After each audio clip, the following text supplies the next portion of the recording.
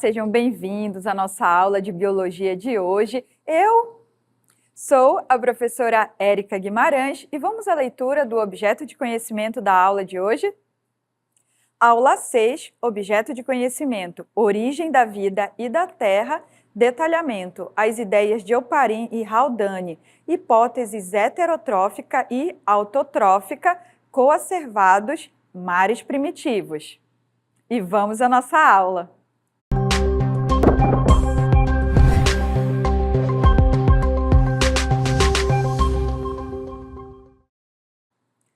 Iniciamos a nossa aula com uma pergunta.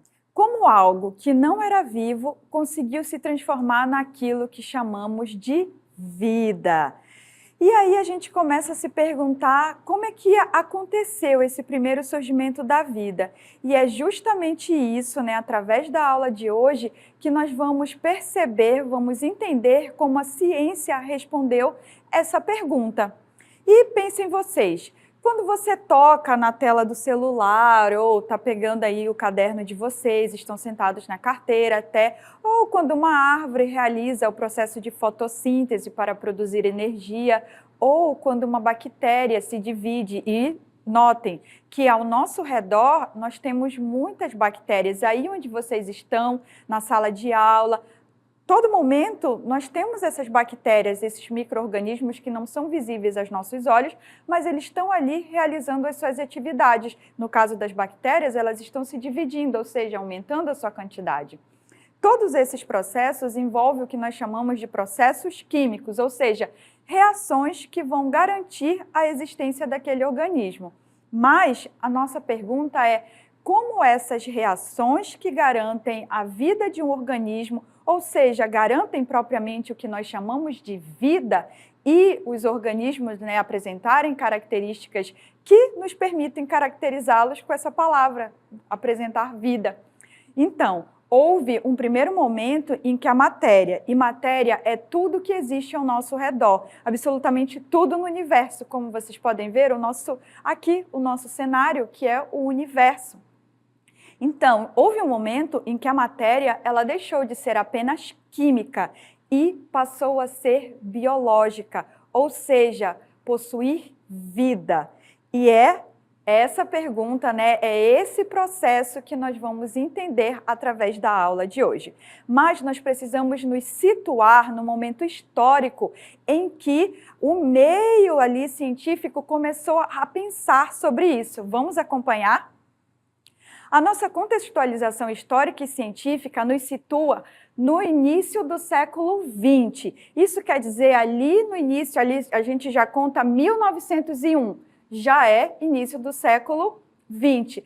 Nesse período, a ciência ela passou a buscar explicações naturais, mas não somente explicações naturais, que é aquilo que a gente pode observar, mas explicações experimentais, ou seja, experimentos que pudessem comprovar como essa vida, esse primeiro organismo capaz de manter a sua sobrevivência e realizar reações químicas para garanti-la. Então, além dessas observações, tivemos o início desses experimentos para tentar explicar essa origem da vida. E é nesse contexto em que surgem Alexander Oparin, bioquímico russo, e John Haldane, que é um geneticista. Nós já entendemos um pouco sobre o que um bioquímico faz, o que o geneticista, trabalhando ali com ácidos nucleicos, DNA, que é a molécula que carrega a informação genética, que faz com que todos os organismos, eles aparentam ser do jeito que são e também consigam realizar suas funções. E o bioquímico que estuda as moléculas e as suas reações ali. Então, juntos eles trabalham, na verdade, eles trabalharam independentemente. Então, temos que entender que eles trabalhando separados, eles conseguiram chegar a conclusões semelhantes, ou seja, hipóteses semelhantes sobre como a vida pode ter surgido, e percebam o nome aqui que vai se destacar, na Terra primitiva. Porque esse primeiro organismo lá nos primórdios da origem da Terra, quando ele surgiu, a nossa Terra ela não tinha as características que nós conhecemos atualmente. Ela tinha outras características. Por isso que quando a gente tenta ambientar essa origem da vida, a gente remete à Terra primitiva, que apresentava condições específicas.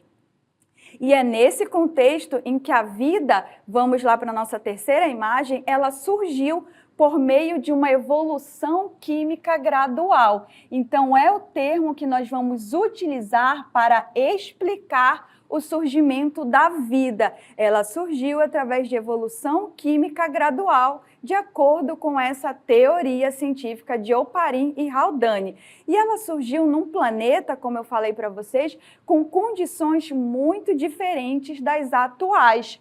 Então, para nós começarmos a entender o que diz essa teoria, a gente precisa se situar nessa Terra primitiva, que foram as características que esses dois pesquisadores levaram em consideração para formular essa hipótese de origem da vida. Então, vamos conhecer como era a Terra primitiva? Nós estamos localizados aqui, onde está remetendo como eram essas condições. Como vocês podem perceber, nós temos presença de vulcões. Então, lá na Terra primitiva, na origem da nossa Terra, tinham muitos vulcões e esses vulcões estavam em intensa atividade vulcânica. E quando um vulcão entra em erupção, o que ele faz? Ele expele muitos gases. Então, a nossa atmosfera, que estava se formando ali, ela era repleta desses gases de erupções vulcânicas. Então, a gente tem que levar isso em consideração, porque a nossa atmosfera ela era cheia de gases que estão representados aqui por várias fórmulas. Nós temos o NH3, que representa a amônia, nós temos o H2 representando hidrogênio, temos o CH4 representando o gás metano e temos o H2O. Alguns de vocês já podem associar, professora, água na atmosfera, mas percebam, se está na atmosfera, nessa molécula de água representando, quer dizer que é água na forma de gás. E como é água na forma de gás que nós chamamos, é vapor d'água. Então, a nossa atmosfera estava repleta desses gases, entre outros, mas esses de maneira mais principal.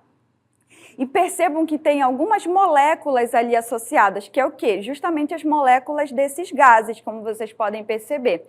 Nós temos também representado relâmpago, porque na nossa Terra primitiva havia muitas tempestades, justamente causadas por essas erupções vulcânicas, essa intensa atividade na atmosfera. Então havia tempestades de raios intensas também.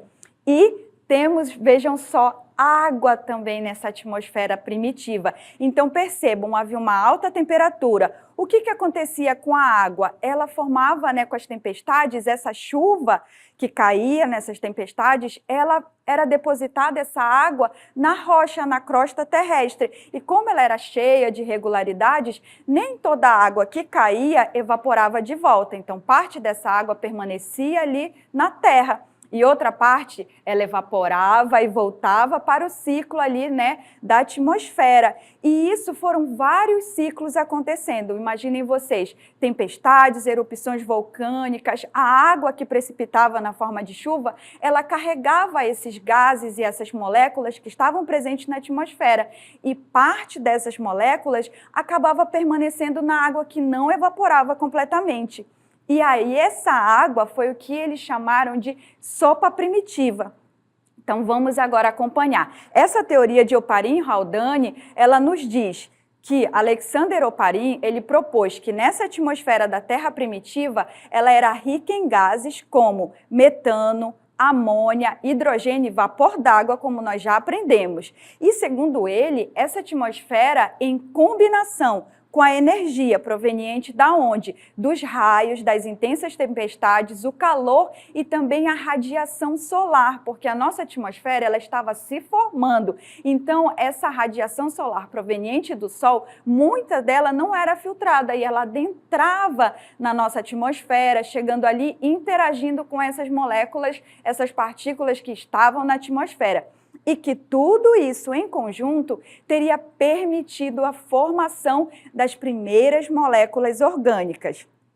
Isso foi Oparin que nos disse. Já John Haldane, ele sugeriu que os oceanos primitivos, eles funcionavam como uma sopa nutritiva. Por quê? Com aquele ciclo de chuvas intensas e parte dessa água que precipitava na forma de chuva permanecia lá, junto com aquelas moléculas que eram carregadas através dessa chuva, formavam o que ele chamou de sopa nutritiva, que era ali naqueles mares primitivos, onde moléculas orgânicas se acumularam e reagiram ao longo de milhões de anos. Então, aquelas moléculas ali presentes nos mares e oceanos primitivos, elas reagiam entre si e ao longo de milhares de anos e milhões de anos, eles formaram o primeiro, digamos assim, organismo primitivo que viria a ser as formas de vida como nós conhecemos. Mas ele era muito diferente do que nós entendemos como vida hoje. Vocês precisam também ficar com isso claro na mente de vocês. Essa teoria proposta por Oparin e Haldane, ela é chamada de teoria da evolução química. Então, vocês sempre podem associar a teoria de Oparin e Haldane, também conhecida como teoria da evolução química. E ela propõe que a vida surgiu de matéria inorgânica. Por quê? Eram aquelas moléculas que nós vimos que estavam presentes na atmosfera. Quais eram? Metano, amônia, hidrogênio e vapor d'água. Então, essas moléculas inorgânicas, ou seja, matéria inorgânica, através de uma série de reações químicas. O que são reações químicas? É quando as moléculas elas interagem entre si, mas elas precisam, digamos assim, de algo para fazer com que isso se inicie. E o que era esse, digamos, start na Terra primitiva que fazia com que essas moléculas, essa matéria inorgânica reagisse? Era a energia na forma, dos relâmpagos, energia química através dos relâmpagos, bem como a radiação proveniente da luz solar. Então, isso tudo favoreceu com que ocorressem essas reações químicas. Então, foi nesse ambiente, com uma atmosfera rica em gases, vejam vocês, como metano, que é o CH4, a amônia, que é o nosso NH3, o vapor d'água, que é o H2O, e a energia dos raios e das radiações UV, que é radiação ultravioleta proveniente do Sol, transformou essas moléculas inorgânicas que estavam presentes ali na atmosfera, que foram carreadas e agora estavam ali naqueles mares primitivos, em compostos orgânicos simples, mas percebam, ainda que simples, já se tratavam de orgânico, ou seja, formas de vida rudimentar, e que se acumularam nesses oceanos primitivos, formando o que se chama de sopa primordial. Então, atentem que quando aparecer esse termo sopa primordial, ele vai estar associado a essa teoria da evolução química de Oparin e Haldane. Aqui nessa imagem nós temos a representação dos passos em que se sucederam para levar até a formação da origem da vida, que é o que diz essa teoria da evolução química, também conhecida como evolução pré-biótica. Então, temos 3 nomes para relacionar: teoria de Oparin e Haldane, teoria da evolução química, também conhecida como evolução pré-biótica. Todos esses termos fazem referência à mesma teoria, que é aquela que nós associamos à sopa primordial, ok? Então, no nosso item 1, o que nós levamos em consideração? Todas as características da Terra primitiva, que é o quê? Intensas erupções vulcânicas. Então, nós temos o calor dos vulcões, bem como gases liberados por essas erupções. Temos também a radiação ultravioleta proveniente dos raios solares.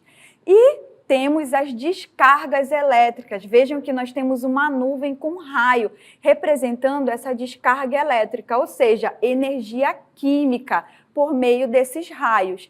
E quais eram as moléculas presentes nessa atmosfera primitiva? Hidrogênio, amônia, e metano. Então, elas nos forneceram aquelas moléculas que vão ser necessárias para compor essa forma, essa molécula orgânica. Eles nos fornecem carbono, representado pelo símbolo C, nos fornecem também aí o hidrogênio, representado pelo H. Eles vão nos fornecer nitrogênio, vão nos fornecer aí, entre outros, o oxigênio presente no vapor d'água, entre outros aí, certo? Então, esses átomos presentes aí nessas moléculas reagiram através da descarga elétrica, radiação, altas temperaturas e formaram o nosso segundo passo que nós vamos acompanhar agora, que é uma molécula complexa, ou seja, proteína e ácido nucleico. Vejam que ela está representada como uma molécula simples, de fita única. Ao longo do tempo, o que aconteceu? Foram formados o que nós chamamos de coacervados. E aqui eu chamo a atenção para vocês para um outro termo associado a essa teoria de evolução química. Os coacervados são moléculas, ou seja, agregados, na verdade, de proteínas e carboidratos, que resultaram da reação daquelas moléculas presentes lá nos mares primitivos. E percebam que tem um azul ao redor dele, que é a água. Eles não estavam lá no mar primitivo? Então, são aglomerados de proteínas rodeados por água. Ao longo do tempo, esses também reagiram ali e aconteceu o quê? A formação do primeiro ser vivo, que ele era unicelular e procarionte. O que significa? Ao longo do tempo, esse agregado, ele conseguiu ter uma membrana, ainda que simples, que separava o ambiente interno do ambiente externo. E nós temos, então, um ser chamado de procarionte. Sabemos que os seres procariontes são aqueles que não têm um núcleo definido. Então, seu material genético, percebam vocês, o DNA aqui no interior, fica disperso no interior desse ser vivo, ou seja, no citoplasma. E ele era unicelular, ou seja, formado por uma única célula. Então, temos aí o nosso quarto passo explicando como que pode ter surgido essa vida ali nos primórdios da história da Terra. E no nosso último passo 5, nós temos os seres eucariontes e pluricelulares sendo representados aqui, ou seja, organismos que têm uma célula com um núcleo definido, individualizado pela membrana nuclear, chamada de carioteca, e pluricelulares, que são aqueles organismos formados por mais de uma célula. Então, essa imagem nos permitiu associar todos esses passos sobre a teoria da evolução química. Vamos ver uma imagem desses passo a passos agora? Percebemos os vulcões em erupção, os gases sendo lançados na atmosfera, amônia, metano, hidrogênio, temos nitrogênio, temos também vapor d'água, descargas elétricas, radiação ultravioleta, que todos atuaram sobre aquelas moléculas na atmosfera e que aí permitiram, então, a formação dessas moléculas orgânicas simples, representadas por aminoácidos, açúcares, proteínas, e ao longo do tempo tivemos a formação de uma molécula orgânica maior. Posteriormente, ali, esse agregado de proteína rodeado de água, os coacervados, a formação de uma membrana simples, que é a célula de um RNA ancestral. Vejam só, um ambiente interno e externo separando esse material genético e chegamos no tempo atual com a nossa célula aí formada com o núcleo individualizado. Então, foi uma maneira didática de mostrar como que isso pode ter acontecido, mas entendam que isso levou milhares e milhares de anos. Vamos conhecer há pouco agora o que são os coacervados. Eles, como eu falei, podem ser definidos como proteínas aglomeradas e envoltas por moléculas de água. Então, nós temos aí a identificação do aglomerado de proteína e temos uns pequenos círculos menores que são as moléculas de água. Conseguiram identificar na imagem o aglomerado de proteína e as moléculas de água, que são esses pequenos círculos aqui ao redor. Os coacervados, eles representam esse aglomerado de proteínas envoltos por uma camada de água. Então, isso é a definição de coacervado, um aglomerado de proteína envolto por água, porque esses coacervados se formaram nos mares primitivos, ou seja, em meio aquático. A vida, acredita-se que surgiu, de acordo com essa teoria de Oparin-Haldane, em meio aquático, nos oceanos primitivos. Mas essa teoria ela precisa ser comprovada, e é nesse contexto que surge o experimento de Miller e Urey em 1953, ou seja, já no meio do século ali 20. Vamos acompanhar. Em 1953, Stanley Miller, um estudante de química, ele delineou um experimento com a ajuda do seu professor, o Harold Urey, na Universidade de Chicago. Esse experimento consistiu basicamente em simular as condições da Terra primitiva postuladas por Oparin-Haldane, que nós acabamos de conhecer. Nesse sentido, criou-se um sistema fechado, sem oxigênio, porque na Terra primitiva não havia oxigênio disponível, onde foram inseridos os principais gases atmosféricos levados em consideração nessa Terra primitiva, que é o hidrogênio, a amônia, o metano e o vapor d'água. Vamos observar, então, ainda que nesse meio havia o quê? Descargas elétricas simulando os raios que ocorriam naquela época na atmosfera primitiva, além de ciclos de aquecimento e condensação da água, para simular a evaporação da água do oceano primitivo e a condensação na forma das chuvas, que criava esse ciclo aí do oceano, evaporava, precipitava novamente, certo? Um ciclo que nós conseguimos observar nessa Terra primitiva. Assim, após uma semana, surgiram moléculas orgânicas. Vamos observar como foi a criação desse experimento de Miller e Urey para comprovar essa teoria de Oparin-Haldane. Nós podemos observar que é um experimento fechado. Vocês entendem que ele tem como se fosse um círculo, ele não está aberto, ele sempre tem válvulas. Vejam vocês em sua saída, justamente para que esse ambiente interno simulado, ele possa ser controlado. Em um experimento é importante o controle das variáveis. E foi preciso fazer o quê? Simular aquelas condições da Terra primitiva. Então, eles adicionaram uma fonte de calor, como está aqui, vejam o fogo, que está aquecendo esse balão de fundo redondo, que é essa parte redonda aqui do experimento, para simular a água do oceano em ebulição, ou seja, a água do oceano evaporando, criando uma das condições necessárias, que é o qual? O vapor d'água. Esse vapor d'água percorria aí esse trecho, vejam só, circulação do vapor d'água identificado aqui. E agora nós chegamos no segundo balão de fundo redondo, que está simulando a atmosfera, ou seja, os gases da atmosfera primitiva. Vejam vocês, aqui nós vamos ter vapor d'água, metano, representado pelo nosso CH4, vamos ter também a amônia, representado pelo NH3, o hidrogênio, o N2, bem como o nitrogênio e aqui o hidrogênio e o vapor d'água H2O. Só que nesse meio nós temos o que também? Vejam vocês, descargas elétricas por conta daqueles raios das tempestades que iam atuar sobre esses gases.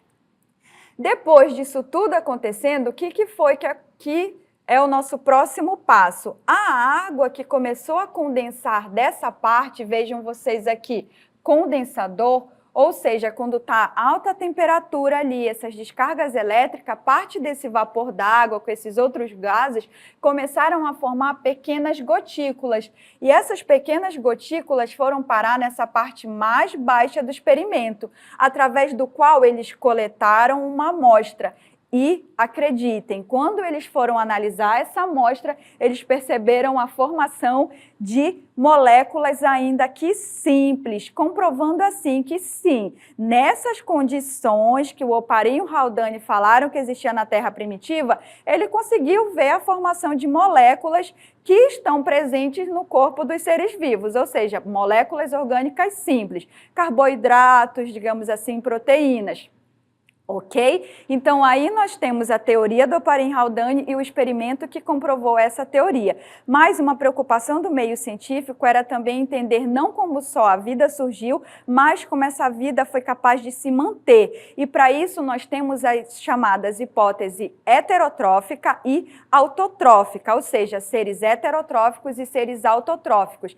Essa é a forma de alimentação desses primeiros seres, pois, além de compreender como os seres vivos surgiram, os cientistas, como eu falei, eles buscavam saber como eles sobreviveram em um ambiente tão remoto. E muito se discute ainda se o primeiro ser vivo ele era autotrófico ou heterotrófico, sendo possível observar muita discordância entre os autores de livros didáticos nesse sentido. Hoje em dia, quem são os seres heterotróficos? A gente pode aqui usar como exemplo o bolor do pão, que é um fungo, a onça, o peixe, o inseto representado aí pelo mosquito. Então, seres heterotróficos são aqueles que precisam se alimentar de uma fonte externa para se alimentar, ou seja, obter energia. Já os seres autotróficos, eles estão representados aí, ó, pelo capim, pela árvore, pelas algas e bactérias fotossintetizantes, que são aqueles, então, organismos capazes de produzir o próprio alimento e, a partir dele, obter a energia necessária para a sua sobrevivência. Agora, o que diz cada uma dessas hipóteses sobre como esses organismos primordiais se alimentavam? De acordo com a hipótese heterotrófica, os primeiros organismos vivos em nosso planeta apresentavam uma nutrição heterotrófica. E eles absorviam moléculas orgânicas simples que estavam disponíveis nesse oceano primitivo, onde provavelmente a vida surgiu. E ainda que provavelmente eles realizavam fermentação, ok? Outro ponto. Essas condições ambientais no planeta, elas foram se modificando, vamos entender isso. E que esse alimento disponível para os seres heterotróficos, ele foi diminuindo, claro, ao longo do tempo. E como a Terra, ela foi se resfriando e as tempestades diminuindo, que novos organismos foram surgindo. E foi observado o aparecimento de organismos capazes de produzir seu próprio alimento, os chamados seres autotróficos. Percebemos então que esses seres eles realizavam o quê? A fermentação. Como que a fermentação ocorre? Vamos visualizar como é essa reação. Os seres que realizam fermentação, eles utilizam um açúcar, no caso a glicose representado na imagem. Essa glicose ela possui 6 carbonos, representados pelas bolinhas laranjas que estão aí ao lado de glicose. Essa glicose, ela se quebra em um composto chamado de piruvato, com metade dos carbonos presentes na glicose. E vejam que nós temos duas opções, fermentação alcoólica e a fermentação lática, 2 tipos de fermentação. Na fermentação alcoólica, são realizadas por leveduras, que são fungos e bactérias, e ocorre a formação de gás carbônico liberado, e ao final da fermentação alcoólica, temos a formação de etanol, além da produção de energia, que é na forma de moléculas de ATP, no caso 2, que é a moeda de energia do corpo. Já na fermentação lática, que é realizada por bactérias e células musculares de animais, ocorre a transformação do piruvato em ácido lático, e ele é utilizado, por exemplo, na formação de queijos e iogurtes, entre outros. Isso é um processo em que organismos produzem energia sem a necessidade de oxigênio, elemento que não estava disponível em quantidades adequadas na Terra primitiva. Então, digamos assim que isso é um ponto a favor dessa hipótese heterotrófica. Qual é a crítica a essa hipótese? A maior crítica é a de que os primeiros organismos vivos provavelmente não conseguiriam obter a quantidade de alimento necessária para o seu desenvolvimento em um ambiente em grande transformação, como é esse da Terra primitiva. E já quanto à hipótese heterotrófica? Acredita-se que os primeiros seres vivos, eles não eram fotossintetizantes, ou seja, que precisam de luz do Sol para produzir energia, como as plantas e as algas, mas sim quimiosintetizantes, ou seja, um processo realizado por algumas bactérias e que essas bactérias, ou seja, esses organismos utilizam a energia proveniente de quebra de elementos químicos. Certo? Essa hipótese autotrófica ela é sustentada no fato de que, atualmente, é possível observar bactérias quimiosintetizantes vivendo em locais extremos como as fontes hidrotermais, ou seja, lagos vulcânicos, digamos assim. Vamos ver a representação da quimiossíntese e fotossíntese. Aqui nós podemos perceber que a primeira fórmula ela faz alusão à fotossíntese, que é uma energia proveniente de luz solar, depende de luz, que ocorre a formação de uma molécula orgânica representada aqui, bem como de oxigênio, e temos um saldo de moléculas de água também. Já a reação abaixo representa a quimiossíntese, onde ocorre a produção de energia através de oxidação de substância inorgânica. Então, essa é a representação desses dois tipos, né, quimiossíntese e fotossíntese para a produção de energia. Qual é a crítica a essa hipótese autotrófica? A principal crítica feita a essa hipótese é o fato de que os primeiros seres vivos que se estabeleceram no planeta eram muito simples, e os críticos afirmam que o mais provável é que os primeiros seres vivos se alimentassem de matéria orgânica disponível no meio. E essa foi a nossa aula de hoje sobre a hipótese de Oparin-Haldane, bem como a hipótese heterotrófica e autotrófica.